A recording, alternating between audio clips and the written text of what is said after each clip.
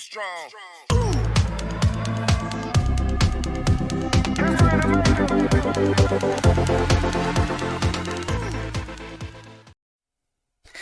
E estamos de volta com o programa Conexão João Santos, hoje tendo uma grata satisfação de receber uma honra também dos nossos estúdios. A doutora Márcia, boa noite. Boa noite, muito obrigada pelo convite, muito honrada de estar aqui hoje. Grata satisfação de poder estar aqui nesse bate-papo com você. Olha que legal, Pessoa foi muito constituída em 1930, Márcia, no nosso país. Tem uma história gigante, né? Bem antiga. E hoje são mais de 1 milhão de advogados inscritos na ordem. E as mulheres estão prevalecendo com um número maior. Grande vitória, né? Aí você olha, se as mulheres são em número maior de inscritos, não na mesma proporção de representatividade, né? Nós ainda estamos lutando para alcançar pelo menos essa paridade, que ainda é luta.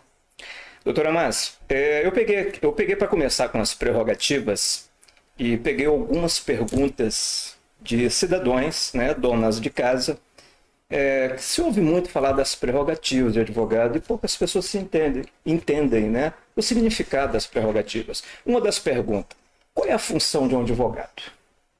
É como nós estávamos falando aqui mais cedo, né? Se você pega no sentido literal da palavra advogar, se você corta, isso é coisa de professor de língua portuguesa, tá? Se você faz uma divisão da palavra, advogar é falar por. Mas nós brincamos muito lá no escritório e entre os advogados que, embora a função principal do advogado seja falar por alguém, falar pelo cliente, né?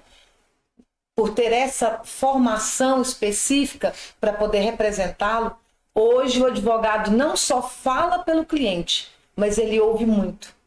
Tem muito cliente, João, que ele vai ao escritório muito mais para falar e às vezes ele chega com a causa. Você conversa, esclarece, mostra as nuances, os caminhos, as vertentes e de repente ele volta e muda. Quantos divórcios já chegaram no meu escritório e quando conversando as pessoas voltam, reatam e estão felizes até hoje? Então assim, qual que é a função do advogado? A função do advogado é falar pelo seu cliente. Tanto que tem alguns casos que o próprio cidadão ele pode ir ele mesmo falar por si. Juizado especial, por exemplo, é um desses. Na Justiça do Trabalho também. E o que é violação de prerrogativas do advogado? Bom, aí agora a gente já está indo para uma outra vertente. Quando se fala em prerrogativa, fala-se no direito de exercer a advocacia. E hoje, os advogados, eles têm essa prerrogativa limitada.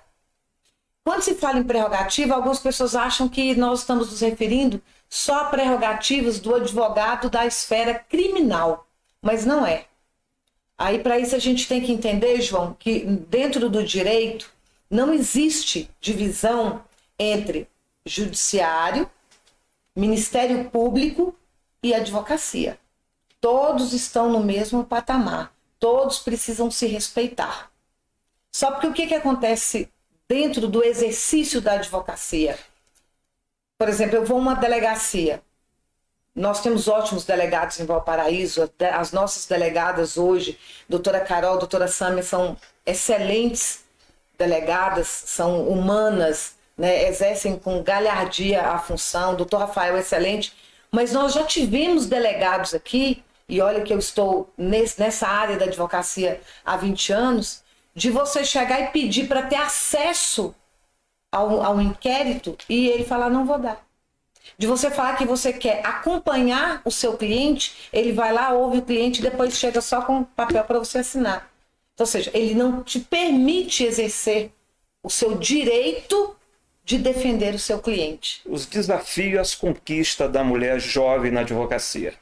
Ainda é preciso conciliar as adversidades intrínsecas ao início da carreira com um sentimento de insegurança proveniente de empregadores, clientes do próprio mercado, muitos em razão do mercado, muito em razão da idade e da fragilidade atrelada de forma equivocada que é a figura da mulher?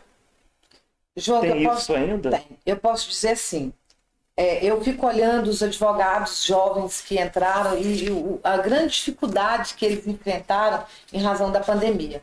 Você imagina alguém que já está na advocacia como eu há 20 anos, que enfrentei dificuldades durante a pandemia, com o escritório fechado, com o fórum fechado. Você imagina quem pegou a carteira da OAB bem na pandemia. Como que essa pessoa foi captar cliente, foi se inserir no mercado, igual você está falando. A mulher que tem que conciliar, né, toda a vida das exigências por ser mulher, e também do homem. Não vamos falar só da mulher, não. O advogado e a advogada jovem. Pergunta, pode até. Resposta. Assim, a Carla me perguntou qual foi o seu maior desafio na profissão. O meu maior desafio na profissão, João, foi quando eu tive que não advogar em causa própria, mas de pensar assim, que a advocacia é para defender alguém, mas o dia que eu me vi na condição de estar do lado de vítimas, e as vítimas que precisavam de defesa eram as minhas filhas que foram vítimas de abuso. Para mim foi o maior desafio de ter que entrar nesse processo, de olhar esse processo, de ser uma vítima com as minhas filhas nesse processo. Então, assim, por que foi desafio? Porque eu já cheguei a atuar em caso de uma pessoa que era acusada de abuso. Então, assim, neste caso que eu atuei antes, eu não consegui concluir o processo, porque durante a tramitação dele aconteceu isso com as minhas filhas. E posteriormente eu tive um outro caso, e assim, quando a pessoa veio me procurar, foi uma pessoa de muita confiança, era um parente dela, e essa pessoa era minha amiga há muitos anos, e quando ela chegou com esse caso desse professor, para mim foi um desafio muito grande, porque eu aceitei fazer a defesa dele. E aceitei fazer a defesa dele porque eu sabia que ele era inocente. E essa semana saiu a sentença de inocência dele. Então, assim, para mim foi muito duro, foi muito ambíguo, né? Porque eu vivi um caso concreto de alguém que foi condenado, que foi meu ex-marido, e vivi um caso de eu defender uma pessoa, de eu ter que atuar como advogada, porque eu não podia permitir que aquela injustiça fosse cometida, e aquela pessoa precisava de minha ajuda, do meu socorro, e eu tive que esquecer tudo que estava para lá para atuar. Então, Carla, esse último caso que eu defendi, para mim, foi o meu maior desafio. Aí o Felipe me pergunta se eu já me emocionei com algum caso especial. Nossa, eu já me emocionei com muitos casos. São muitos anos de advocacia, eu já me emocionei muito. Esse caso em especial me comoveu muito, mas assim, eu tive um outro caso que também me deixou assim muito, eu não advogo na área criminal, mas quando eu estava pela defensoria, eu fui advogar no caso de um amigo, num caso criminal que um amigo matou o outro. Então, esse que matou, ele estava preso e a vítima, durante o tempo que o amigo estava preso, João, ele ia, toda visita ele ia para levar o cigarro, para levar as coisas para esse amigo. Quando ele saiu, ele tinha algumas coisas e esse amigo, por fim, ele teve que vender um som, um aparelho de som, para poder levar as coisas para o amigo. E quando ele saiu, que ele chegou lá, que aquele aparelho de som não estava, ele saiu do sério, foi lá e matou o amigo. Matou e jogou, era um poço lá no Valparaíso 2, do lado do ginásio. Ele foi muito frio. E eu participei de um júri na defesa desse caso. Por que esse caso me marcou? Porque foi nesse júri que o meu filho, que até então tinha 15 anos de idade, estava terminando o ensino médio, decidiu fazer Advocacia. Decidiu fazer direito. Só porque ele não decidiu fazer direito porque ele queria ser advogado. Ele decidiu porque ele falou, mãe, a atuação do promotor foi maravilhosa, eu quero fazer direito, mas eu quero ser promotor.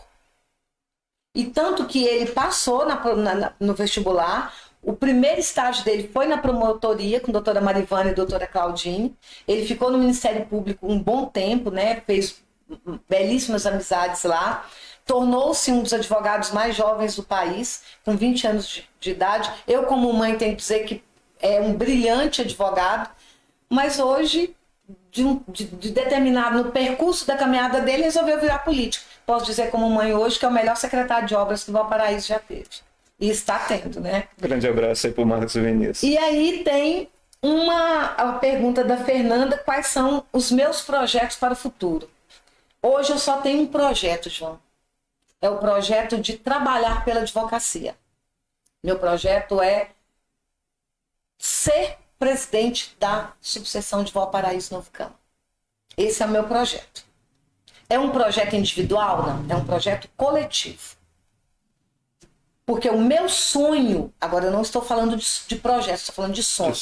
O meu sonho é que aquele primeiro passo que eu, doutora Marina e doutora Maria José demos, quando fomos pedir o terreno para a construção da nossa sede e que fomos atendidas, que esse sonho de construção de uma sede se torne realidade.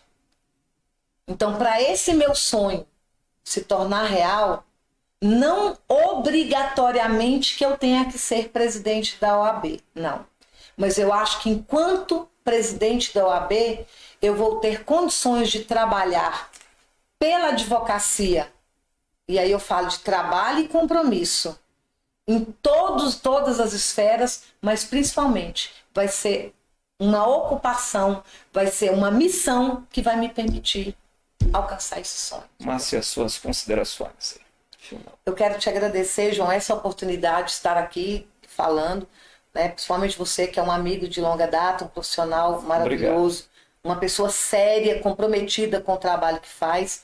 Valparaíso merece uma pessoa na mídia, na rede social, na imprensa, no jornalismo, um comunicador como você.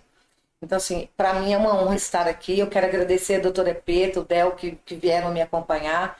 E eu quero dizer que o nosso grupo é um grupo unido. O nosso grupo é um grupo forte. O nosso grupo é um grupo de trabalho. O nosso grupo é um grupo de lealdade.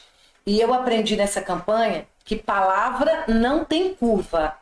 E a minha palavra, em nome do meu grupo, da Chapa 1, Chapa doutora Márcia, presidente, Valparaíso Novo Gama, Chapa 1, Rafael Lara, seccional em Goiânia, é a chapa da lealdade, do compromisso e do trabalho.